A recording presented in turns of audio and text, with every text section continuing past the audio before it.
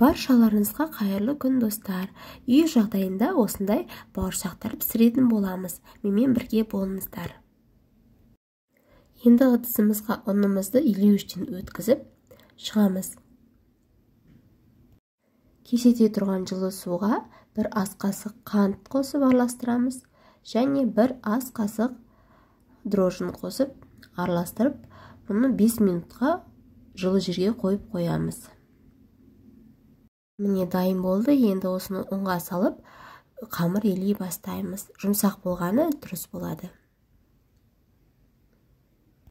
Қамырымыз көтерілді, 1 сағатқа қойып қойдық. Енді майдың көмегімен осылай алып шығамыз.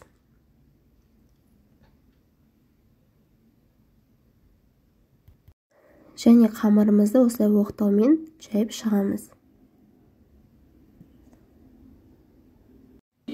Міне біздің бауырсақтарымыз дайын болды. Енді осыны пісіреміз. Міне біздің бауырсақтар дайын болды. Маған тіркеліп, лайк және комментарий жазуды ұмытып кетпеңіздер. Сіздермен болған толғанай.